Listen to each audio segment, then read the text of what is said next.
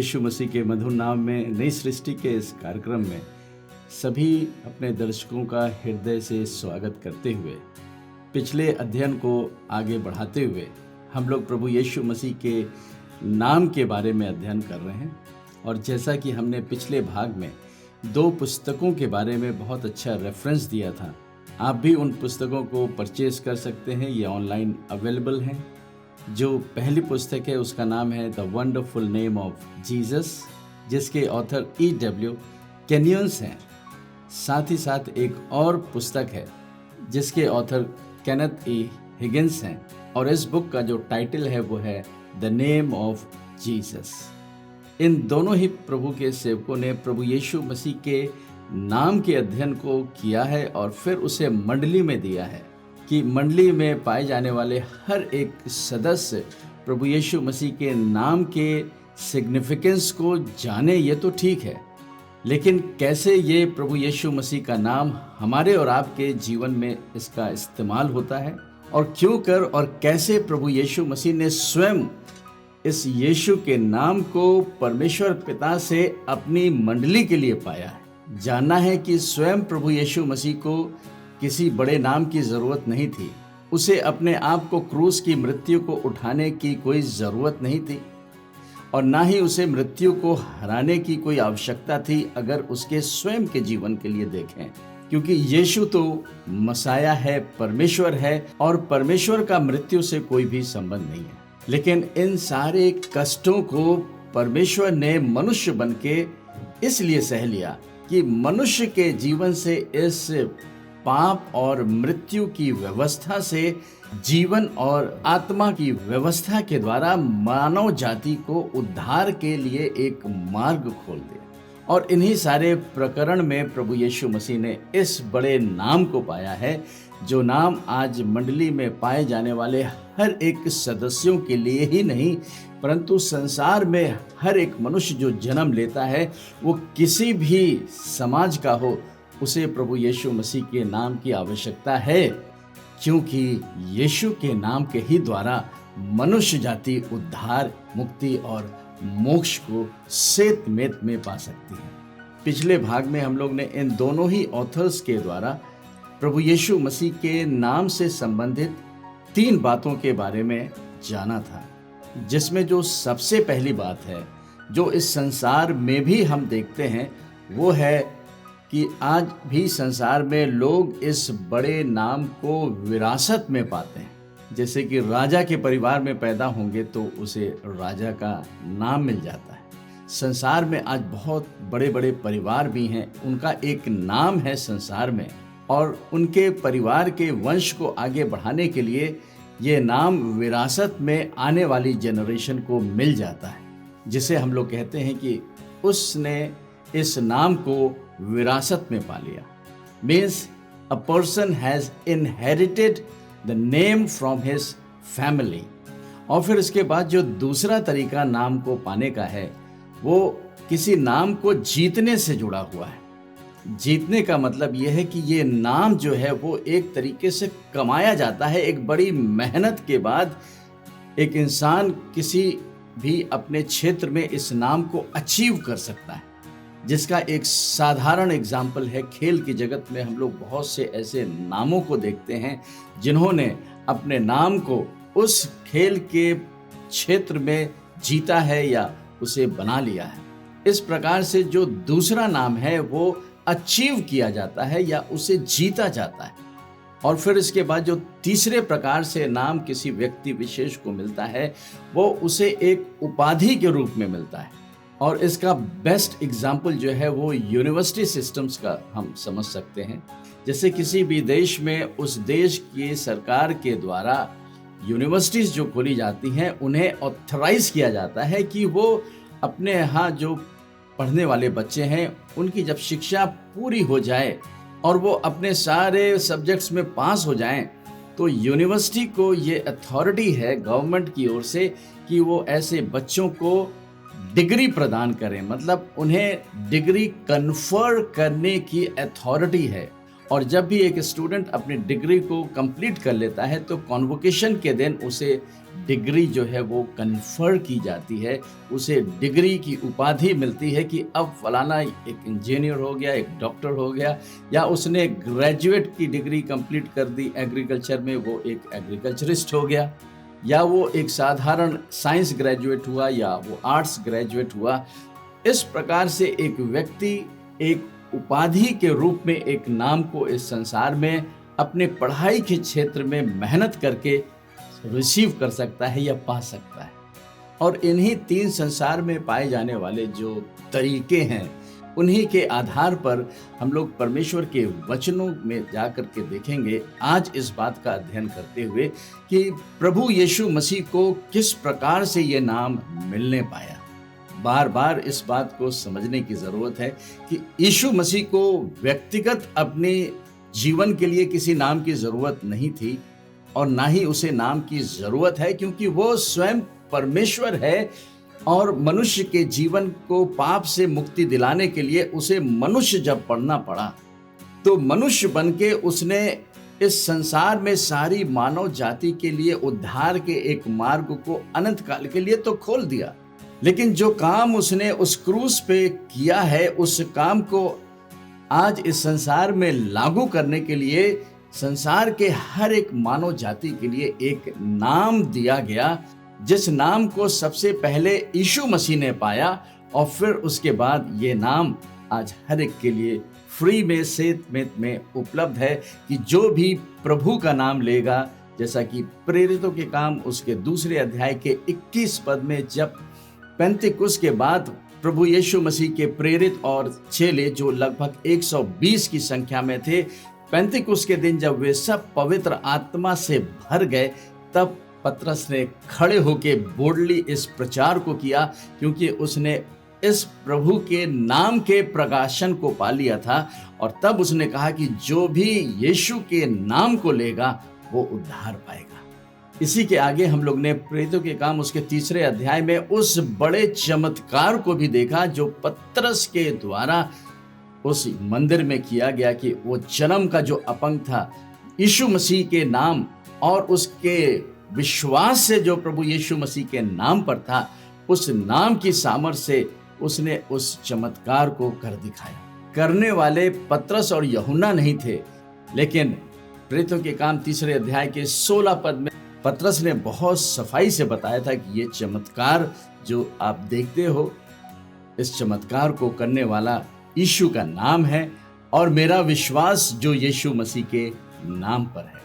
इस नाम के विषय का अध्ययन हम लोग इसलिए भी कर रहे हैं क्योंकि आने वाले post pandemic and time revival में फिर से, जैसे कि प्रभु यीशु मसीह की पहली मंडली में यीशु मसीह के नाम के द्वारा ये सारे अद्भुत काम हुए, फिर से पवित्र आत्मा सारे संसार में अपने उस पवित्र आत्मा को उंडेलेगा, जिससे कि योएल नबी उसके 2 अध्याय के 28 पद की सारी प्रोफेसी पूरी होगी। इसलिए हर एक विश्वासियों को आज मंडली में पवित्र आत्मा के भरे जाने और प्रभु यीशु मसीह के नाम के प्रगटीकरण और उसके इस्तेमाल को करने की ज़रूरत है। और इसीलिए हम लोग यीशु मसीह के नाम के बारे में इस अध्ययन को परमेश्वर के वचन से करके देख रहे हैं। तो आज जो हमारा प्रभु यीशु मसीह के नाम के बारे में अध्ययन होगा, उसमें हम लोग ये देखेंगे कि आखिर यीशु ने इस नाम को कैसे विरासत में पाया, या कैसे उसने इनहेरिट कर लिया, और उसने इस नाम को सारी मानव जाति के लिए दे दिया कि जो भी यीशु के नाम को ले वो उद्धार पा जाए। और इसके लिए हम लोग इब्रानियों की पत्री उसके कुछ चंद पदों में जाकर के देखेंगे, जहाँ पे कुछ इस प्रकार लिखा हुआ है, पूर्व युग में परमेश्वर ने बाप दादों से थोड़ा थोड़ा करके और भांति भांति से भविष्यद्वक्ताओं के द्वारा बातें कर इन अंत के दिनों में हमसे पुत्र के द्वारा बातें की, जिसे उसने सारी वस्तुओं का वारिस ठहराया और उसी के द्वारा उसने सारी सृष्टि की रचना की है। यहाँ पे इब्रानियों की पत्री के जो ऑथर हैं, वे इस बात को दिखाना चाह रहे हैं कि यीशु जो परमेश्वर का पुत्र बना, या यीशु जो परमेश्वर का पुत्र है, वो उन सारी बातों से कैसे सुप्रीम है।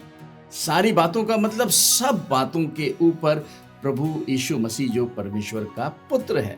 3 पद में अब हम लोग जाके पढ़ेंगे, वह उसकी महिमा का प्रकाश है प्रभु यीशु मसीह के बारे में इफिसियों की पत्री में लिखा हुआ है कि वो महिमा का धन है। तो आखिर ये स्वर्गीय महिमा का धन इस संसार में मनुष्य के पास कैसे आ सकता था? इसके लिए परमेश्वर ने अपने पुत्र यीशु मसीह को भेजा, जिसके लिए तीसरे पद में लिखा है कि यीशु मसीह जो है वो महिमा का प्रकाश है। और यही तीसरे पद में हमें पढ़ने को मिलता है, वह उसकी महिमा का प्रकाश और उसके तत्व की छाप है और सब वस्तुओं को अपनी सामर्थ्य के वचन से संभालता है। यीशु मसीह के बारे में अध्ययन करना है तो ये पैसेज बहुत ही पावरफुल है, जो कि हमें यीशु के प्रगटीकरण के बारे में दिखाता है, समझाता है कि आखिर यीशु कौन है। फिर से हम लोग तीसरे पद में पढ़ेंगे, वह उसकी महिमा का प्रकाश, उसके तत्व की छाप है और सब वस्तुओं को अपनी सामर्थ्य के वचन से संभालता है। वह पापों को धोकर ऊंचे स्थानों पे महामहिम के दाहिने जा बैठा। जिस काम को पूरा करने के लिए परमेश्वर का पुत्र इस संसार में देह धारण किया था, उसका एक खास जो मकसद था वो ये था कि वो मनुष्य जाति के पापों का उपाय कर सके, और उसने इस उपाय को अपने उस क्रूस पर बहाए हुए लहू के द्वारा अनंत काल के लिए हर एक विश्वास करने वालों के जीवन में पूरा कर दिया।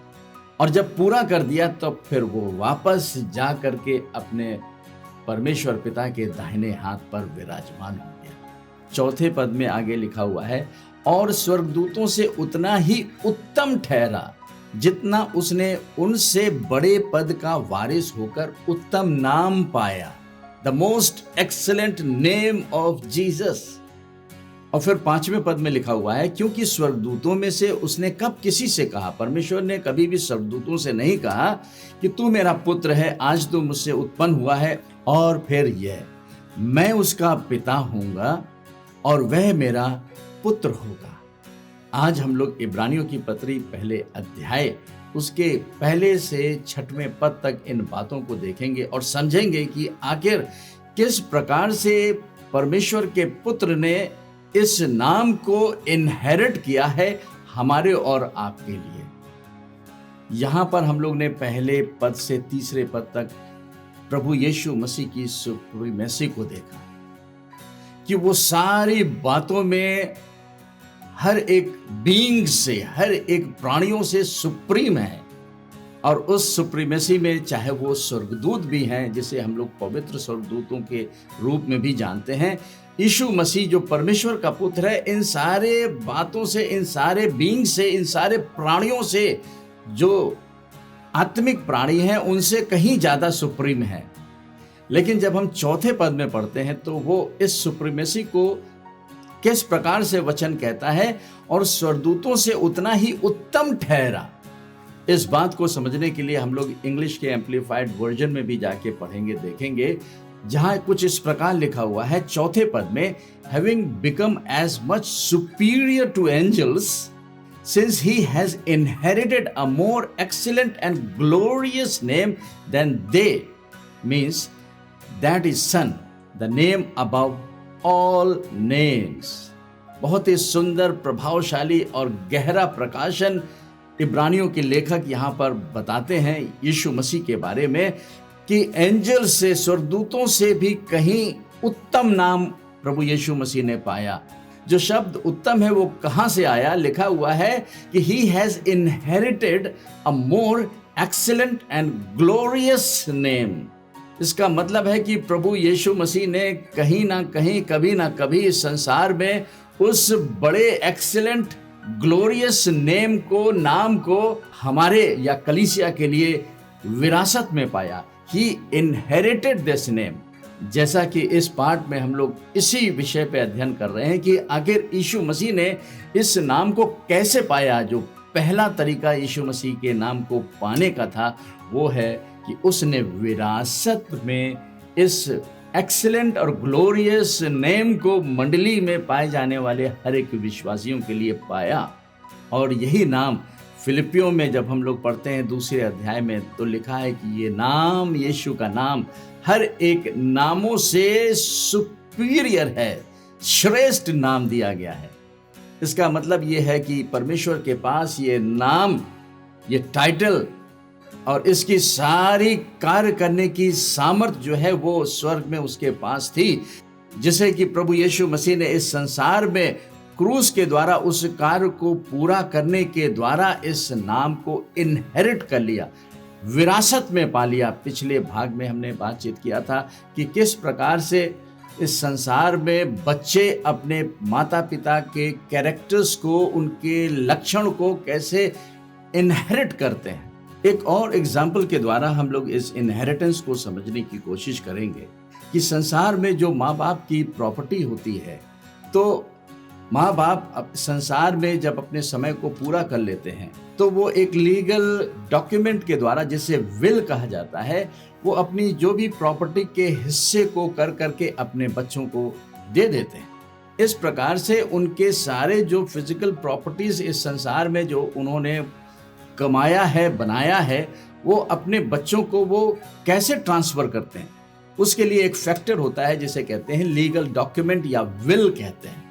और ये विल तभी बच्चों के लिए लागू होता है जब माता पिता इस संसार को छोड़ करके अपनी उम्र को पूरा करके चले जाते हैं।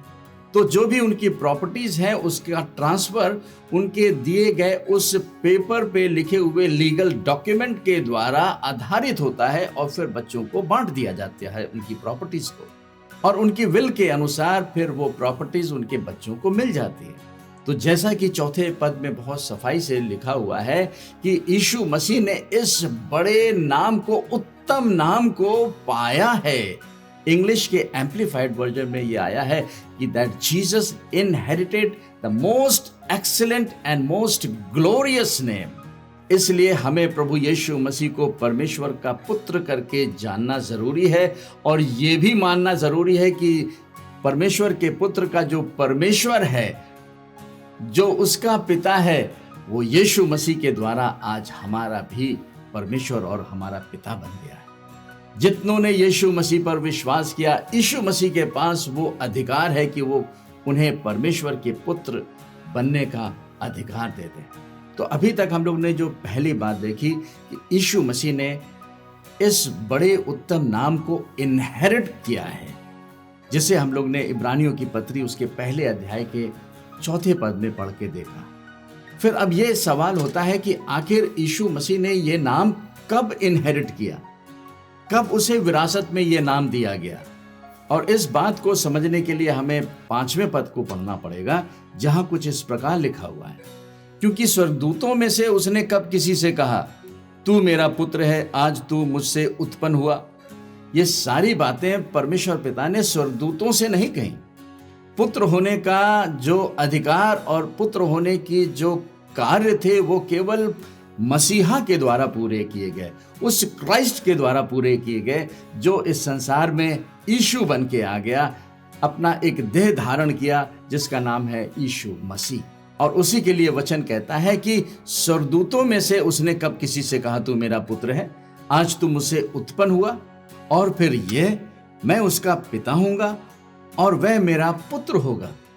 इसे हम लोग एम्पलीफाइड वर्जन में भी पढ़ के देखेंगे, जहां इस प्रकार लिखा हुआ है 5वें पद में, for to which of the angels did the father ever said, you are my son, today I have begotten, means feathered you, establish you as a son with kingly divinity।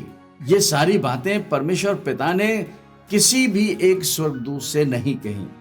आगे लिखा हुआ है, and again means did he ever say to the angels, I shall be a father to him and he shall be a son to me। ये बातें परमेश्वर पिता ने किसी भी स्वर्गदूत से नहीं करी, लेकिन उसने अपने इस बात को अपने बेटे के लिए कहा था। अब ये सवाल होता है कि कब उसका जन्म हुआ। ज्यादातर मसीही लोग जो है वो क्रिसमस के दिन प्रभु यीशु मसीह के जन्म की खुशियां मनाते हैं। यीशु मसीह का जन्म जो है वो और जन्मों से अलग है। क्रिसमस के दिन प्रभु यीशु मसीह ने एक देह को धारण किया। इब्रानियों की पत्री उसके 10वें अध्याय के 5वें पद में लिखा हुआ है कि परमेश्वर ने उसके लिए एक देह तैयार किया, एक बॉडी बनाया जिसमें कि जिसका नाम यीशु है, लेकिन उसके अंदर मसीहा है, क्राइस्ट है, यानी कि स्वयं परमेश्वर है। यूहन्ना रचित सुसमाचार पहले अध्याय के पहले पद में लिखा हुआ है कि आदि में वचन ही था, यही वचन देहधारी हो गया। इस विषय पे हम नहीं जा रहे, लेकिन जब हम जन्म की बात करते हैं तो यीशु मसीह का जन्म जो है वो क्रिसमस वाले जन्म के बारे में नहीं कहता है।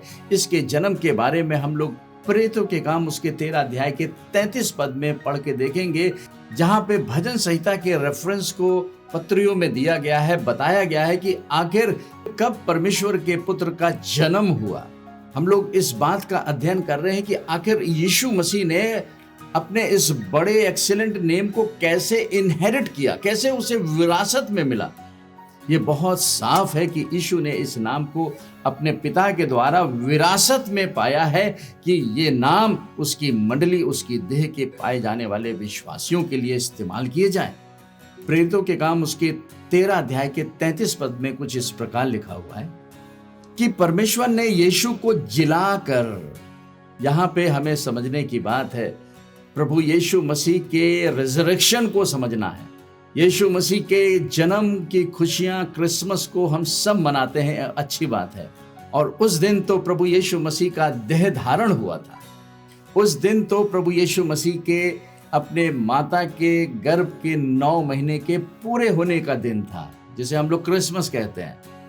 और इसके साथ हम ये सब जानते हैं कि आखिर मरियम की कोख में ये गर्भ कैसे आया, उसकी गर्भ में कौन सा बीज आया, और ये बीज परमेश्वर का जीवित वचन है, जिसे मरियम ने विश्वास के द्वारा अपनी आत्मा में रिसीव किया था, जहां पर पवित्र आत्मा की सामर्थ्य से ये वचन जो है वो देह धारण हो गया। क्रिसमस के दिन वो संसार में बैतलहम में पैदा हो गया। तो इस पैदाइश की बातें हम लोग यीशु के नाम की विरासत में नहीं कर रहे हैं। उस पैदाइश के समय तो उसे एक नाम दिया गया था कि तू इसका नाम यीशु रखना। यीशु उसके कार्यों को दिखाता है कि ये संसार का उद्धार करता होगा। और जब प्रभु यीशु मसीह ने 33.5 साल के बाद इस कार्य को, जिस काम के लिए परमेश्वर ने उसे भेजा था, सारी मनुष्य जाति के लिए क्रूस के द्वारा पूरा कर दिया। सारे मनुष्य जाति के पापों को धो करके महामहिम के सिंहासन पे जा बैठा। यानी कि क्रूस के उस बड़े बलिदान के बाद तीसरे दिन प्रभु यीशु मसीह जब मृत्यु में से जी उठा, इसके लिए हमें प्रभु यीशु मसीह की शारीरिक मृत्यु और आत्मिक मृत्यु का भी ज्ञान होना चाहिए कि इस संसार में प्रभु यीशु मसीह केवल शरीर में ही नहीं मरा, लेकिन उसने उस आत्मिक मृत्यु के भी दर्द को सहा है।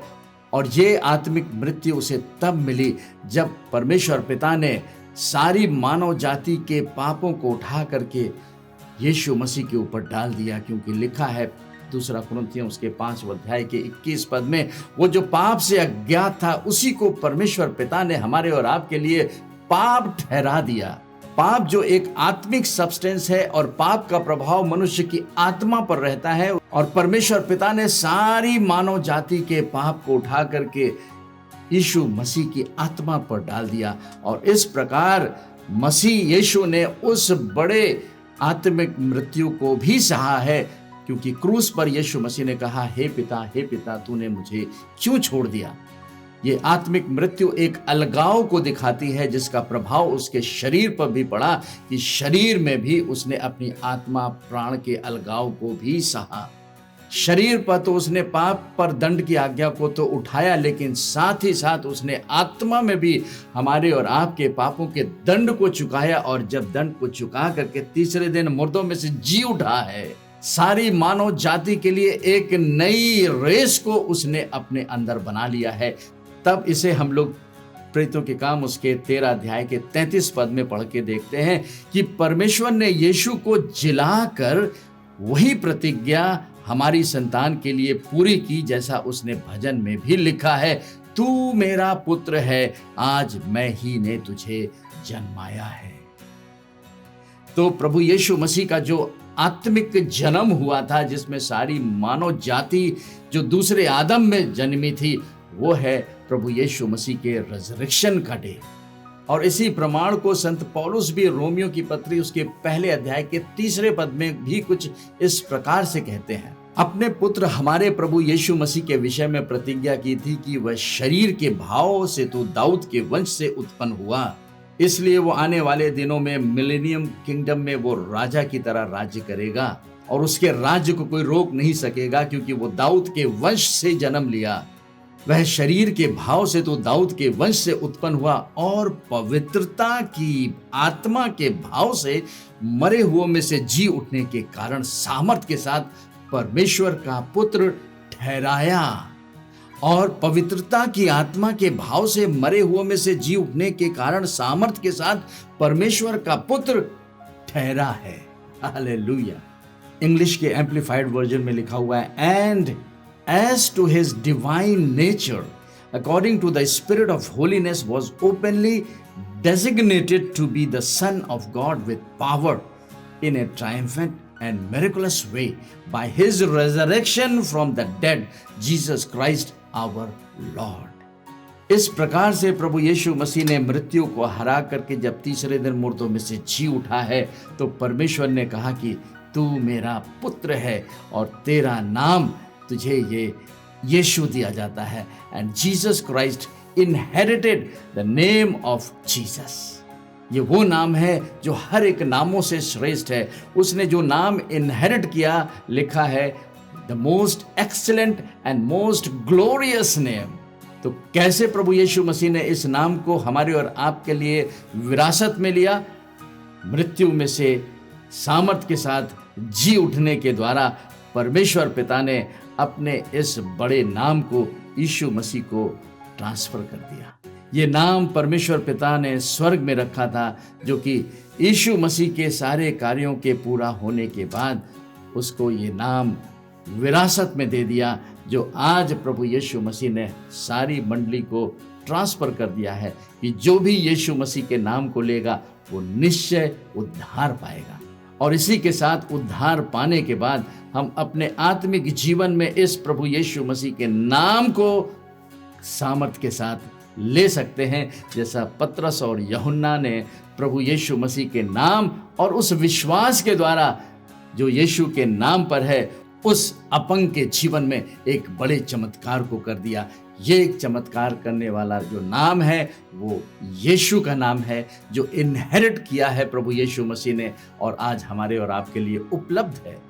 परमेश्वर पिता के महान कार्यों के लिए हम लोग धन्यवाद करते हैं, जो उसने अपने प्रिय पुत्र प्रभु यीशु मसीह के उस क्रूस के कार्यों के द्वारा, पवित्र आत्मा की सामर्थ के द्वारा सबके लिए कर दिया है कि सारी मानव जाति उस अनंत जीवन को पाए और साथ ही उस यीशु के जयवंत नाम का इस्तेमाल हम सब कर सकें और इसी के साथ अपने इस जीवन को जयवंत बना सकें यीशु के नाम के द्वारा। हमारे जीवित और दयालु पिता परमेश्वर, हम धन्यवाद करते हैं कि आपने अपने पुत्र यीशु मसीह के द्वारा अपने उस बड़े नाम को यीशु को दे दिया है, जिसने इस नाम को विरासत में लेकर के हमें मंडली में सारे विश्वासियों को दे दिया है। हम धन्यवाद करते हैं कि इस यीशु के नाम को लेने के द्वारा न केवल उद्धार, मुक्ति, मोक्ष है, लेकिन इस नाम के द्वारा हम अपने जीवन को जयवंत भी बना सकते हैं। प्रभु यीशु मसीह के इस सामर्थी नाम के द्वारा अपने तमाम उन दर्शकों के लिए हम विनती प्रार्थना करते हैं जो बीमार, रोगी, दुष्ट आत्माओं से ग्रसित हैं,